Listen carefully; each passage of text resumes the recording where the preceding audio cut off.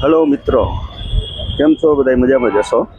આજે એક નાનકડી પાછી બાઇક લઈને આપણે બાઇક ટૂર કરવા જઈએ છીએ. નાનકડી જ ટૂર છે અને આપણે અત્યારે અહીંયા આ રસ્તા ઉપર આપણે આગળ જવાનું છે.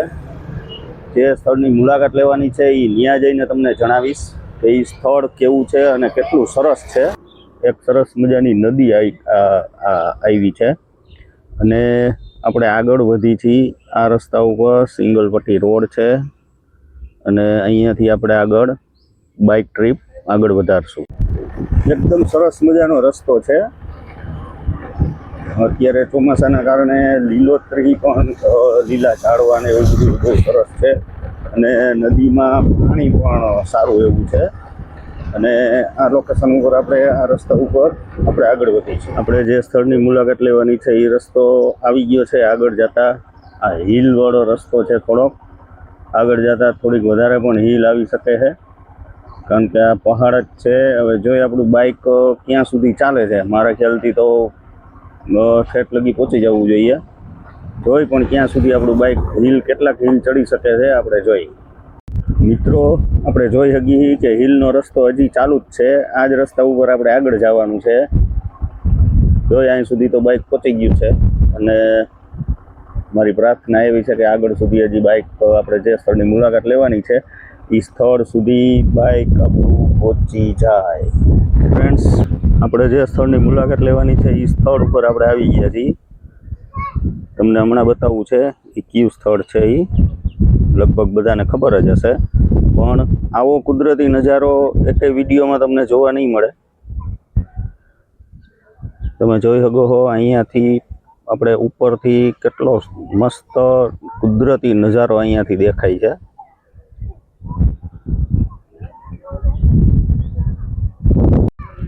આપણે સ્થળ ઉપર પહોંચી ગયા છીએ. શ્રી ભીચરી માતાના મંદિરે આપણે આવેલા છીએ. બરાબર, આ છે કંઈ પણ તમે જોયું એ બધું જ ત્યાંના રસ્તામાં આવતું બધું છે. જ્યાં લોકેશન તમે જોવો છો એ અહીંયા ઉપરથી વિડીયો શૂટ કરેલો છે. આ છે ભીચરી માતાજીનું મંદિર. આપણે ગર્ભગૃહમાં પ્રવેશ કરી છીએ. બરાબર, ત્યાંની જે સેવા પૂજા કરે છે પેલા આખું મંદિર તમને બતાવું. શું ગયો એ વિડીયો ઉતારી લીધો. અહીંયા લપસિયા ખાવાથી જે રોગ હોય છે એ અહીંયા રોગ મટી જાય છે. જો આ બધા લપસિયા ખાય છે, આ બધા શ્રદ્ધાળુઓ છે જેને માનતા લીધી છે એ બધા શ્રદ્ધાળુઓ અહીંયા લપસિયા ખાય છે. 7 ફેરે લપસિયા ખાવાના હોય છે જેથી કરીને ઘણા બધા રોગો દૂર થઈ જાય. શ્રી માતાજીનો ચમત્કાર જ કહેવાય કારણ કે અસાધ્ય રોગો બધા અહીંયા મટી જાય છે આ 7 વાર લપસિયા ખાવાથી અને મીઠાની માનતા રાખવાથી. અહીંયા સારા એવા અસાધ્ય રોગો મટી જાય છે. અહીંની જે સેવા પૂજા કરે છે એ ભાઈ સાથે આપણે થોડીક વાતચીત કરશું. શું નામ છે તમારું? મારું નામ રાજ ગોંડલિયા. અને અહીંયા તમે કેટલા ટાઈમથી સેવા પૂજા કરો છો? અહીંયા તો મારા દાદા પહેલા પૂજા કરતા હતા અને 40-45 વર્ષ એમને પૂજા કરી. અત્યારે હું ને મારા કાકા અમે પૂજા કરી છીએ. સવારે ડેલી હું પૂજા કરું, સાંજે મારા કાકા પૂજા કરે, પિન્ટુ બાપુ ગોંડલિયા. અચ્છા. અને આ મંદિર અંદાજિત કેટલાક વર્ષ જૂનું હશે?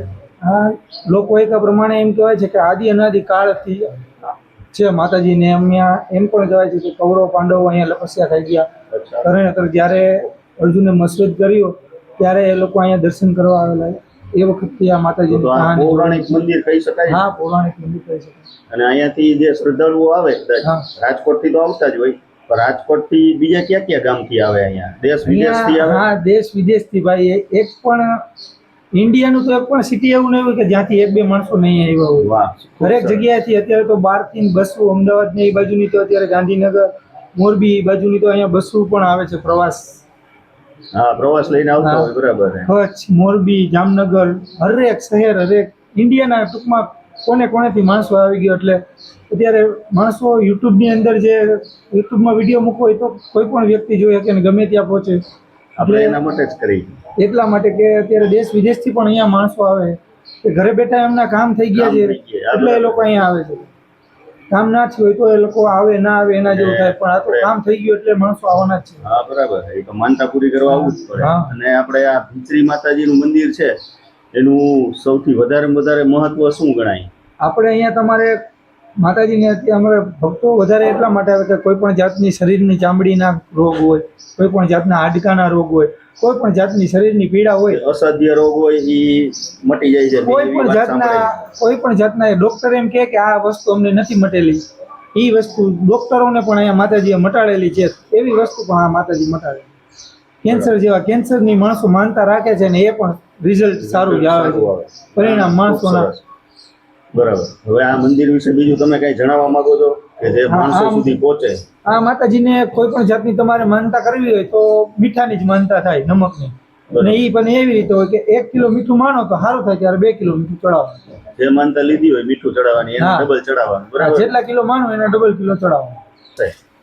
રવિવારે તમારે જાણવું હોય તો બધું રવિવારે પબ્લિક એવડું હોય, કેવા કેવા માણસોના કેવા દુઃખ દૂર થાય, બધું તમારે રવિવારે જાણવાનું. બાપુની એવી રોજ માટે તો મળે પણ રવિવારે બધું એક હારે મળે. બાપુની એવી ઈચ્છા છે કે રવિવારે તમે આવો તો વધારે સારું. તો આપણે રવિવારે પાછા અહીંયા આ સ્થળની મુલાકાત લેવા આવશું. ઓકે, આપણે આ ભાઈનો ખૂબ ખૂબ આભાર માનશું. જય માતાજી. જય માતાજી. જય ભીચરી માતાજી. બધા અહીંયા ભીચરી માતાજીના માનતા લેવાથી આટલા અસાધ્ય રોગોમાં ફેર પડે છે અને મટી જાય છે, જે ડૉક્ટર સારા ડૉક્ટરો નથી કરી શકતા. એ બધું જ આ માતાજી 1 કિલો જે તમે માનતા લ્યો છો એનું ડબલ તમારે મીઠું ચડાવવાનું હોય. અહીંયા મીઠાની માનતા લેવાય છે. મીઠાની માનતા તમે લ્યો, સમજી લ્યો કે 1 કિલો મીઠાની માનતા લીધી છે તો તમારે માનતા પૂરી થાય એટલે તમારે અહીંયા 2 કિલો મીઠું ચડાવવાનું હોય છે. ત્યાર પછી શ્રી માતાજીનું મંદિર છે, ત્યાં થોડીક નોટિસ લખી છે એ પ્રમાણેની તમારે માનતા લેવાની હોય છે. તમે જોઈ શકો છો, આપણે ઝૂમ કરી અને એક લાઈન વ્યવસ્થિત વચાય એ રીતના હું તમને બતાવું છું.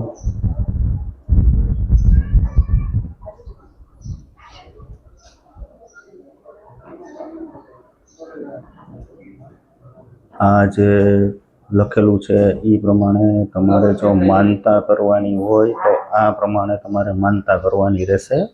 એ શ્રદ્ધાળુઓ બધા જ આશા લઈને આવે છે અને બધાની માનતા પૂરી થાય છે. જો તમે કોઈ પણ પ્રકારની માનતા લ્યો છો તો એ પ્રમાણે માનતા તમારી પૂરી થશે ને થશે જ. મિત્રો, તમે જે આ બધા બાચકાઓ જોઈ રહ્યા છો એ બધા મીઠાના બાચકા છે, જે બધા અહીંયા શ્રદ્ધાળુઓ સાચા મનથી જે માનતા લે છે એ આ બધાનું મીઠું એ અહીંયા રાખે છે. જો તમે જોઈ શકો છો અંદાજિત આ કેટલું બધું મીઠું હશે. ત્યાંથી આ સામે આવતા આ બાજુ પણ માનતાનું મીઠું પડેલું છે. અહીંયા આપણે શ્રદ્ધાળુઓની થોડીક મુલાકાત લેશું. 1-2 પ્રશ્ન આપણે એને પૂછશું. શું બેન તમારું નામ છે? જસુબેન. તમારું? મારું નામ ધીરુભાઈ ભંડેરી. ચંદ્રેશ ગોરવાડ. હિતેશભાઈ. આ 4 શ્રદ્ધાળુઓ છે અહીંયા ભીચરી માતાના મંદિરે આવ્યા છે અને આપણે આ પેલા ભાઈને પૂછશું. ભાઈ, તમે શેના માટે આવ્યા હતા? મારા ઘરનાને ખરજવું હતું એટલે દવાથી ક્યાંયથી મળતું જ નહોતું. પછી શ્રદ્ધાથી ભીચરીમાં માનતા કરી, ભીચરીમાં હુજાયેલું ને ગમે દવાથી ગીત થયું પછી એના માતાજીના શ્રદ્ધાના હિસાબે મટ્યું એટલે માનતા પૂરી કરવા આવ્યા. માતાજીના શ્રદ્ધાથી જ મટ્યું હોય. હા, એમ એટલે જ ને. બરાબર. બાકી આજના ડોક્ટરો તો પણ એ ભલે અમુક વસ્તુ ડોક્ટર માતાજી હુજાડે ને ગાણા પાસે જા એટલે મટી જાય. એમ અમને શ્રદ્ધા એમ હતી માતાજી હુજાડે. માનતા માઈની તો ખરજવું બેન ને મટી હા ગયું. અને તમે કેટલા કિલો મીઠાની માનતા માઈની હતી? 1 કિલોની.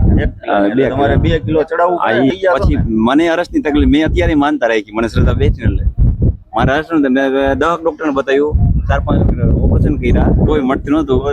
મને આ બધું મંદિર ને આ બધું માહોલ બધું જોઈને ઘરે અમને ભીચરી માતાજી એક નાની ડેરી છે એવું હતું. અત્યારે અમને શ્રદ્ધા થોડીક વધારે બેઠી. મને આ 10, 12, 15 વર્ષથી હરસનો દુખાવો. બરાબર. એટલે ઘણા ટાઈમથી ડોક્ટર થી મળતું જ નથી એટલે શ્રદ્ધામાં બેઠી એટલે મેં અત્યારે ડોક્ટર ની કારીગરી નો ફાવે ને ત્યાં માતાજી એટલે મને શ્રદ્ધા મટાડી જ દે. માતાજી ઉપર તમે ભીચરી માતાજી ઉપર વિશ્વાસ રાખજો, એના 100% એટલે 100% તમને મટાડી દેશે. મને આ શ્રદ્ધા જોઈ બેઠી ને ત્યારે તમને બેન આ ખરજવું મટી ગયું. હરસ નું જે પ્રોબ્લેમ છે એ તમને મટી જ જવો જોઈએ. તમે માતાજી ઉપર પૂરેપૂરી શ્રદ્ધા રાખજો અને 100% તમને મટી જ જશે. આ એવું શ્રદ્ધા બેઠી એટલે જ મેં અત્યારે માનતા મેં રહી ગઈ. 15 વર્ષથી દુખાવો મને મળતો નથી. 7-8 ડોક્ટરને બતાવ્યું, અંજાર અમદાવાદ કેટલા ઠેકાણે બતાવ્યું. બરાબર. ડોક્ટર એમ કે કાંઈ નથી. રાજકોટનો પ્રખ્યાત ડોક્ટર દસ્તુર હે, હા એ તમને કાંઈ છે જ નહીં એમ કહે. 7-8 વખત એના પાસે ગયો. ના ના, તમે માતાજીની માનતા રાખી તમને 100% મટી જ જાહે. મેં કીધું ડોક્ટર થી જો ન મટે ને આ માતાજી મટાડે એટલે માટે હું માનતા રાખું કીધું તારે. હવે આપણે ચંદ્રેશભાઈ ને પૂછશું કે ચંદ્રેશભાઈ તમે અહીંયા માનતા પૂરી કરવા આવ્યા હતા કે શેના માટે આવ્યા હતા? દર્શન કરવા રાજી ખુશીથી ચંદ્રેશભાઈ દર્શન કરવા જ આવ્યા છે.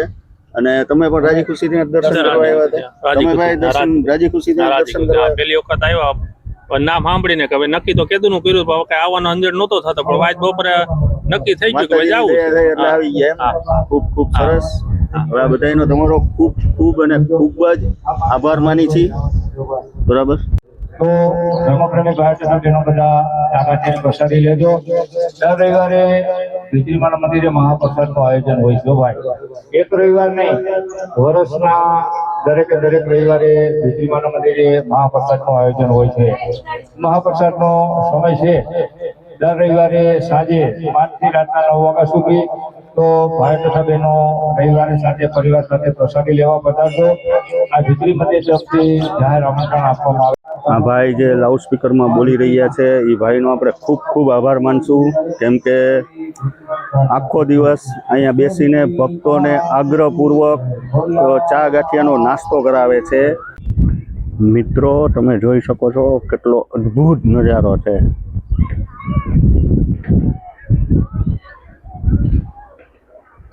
એકદમ અદ્ભુત નજારો.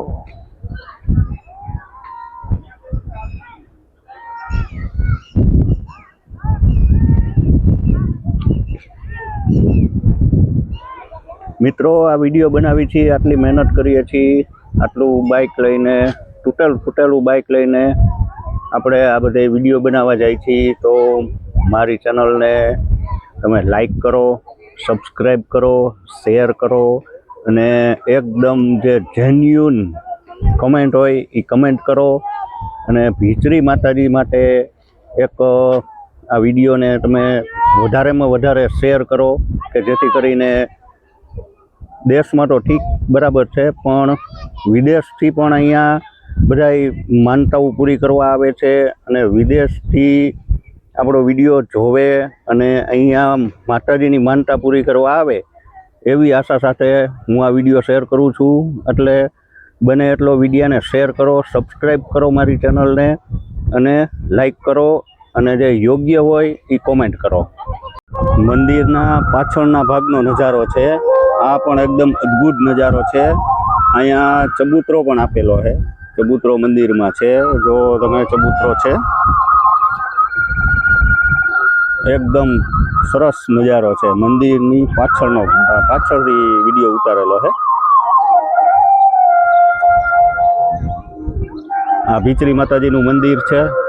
આ ભીચરી માતાજીનો ધજાસ્તંભ છે. તમે જોઈ શકો છો કેવડી મોટી જબરજસ્ત ધજા છે.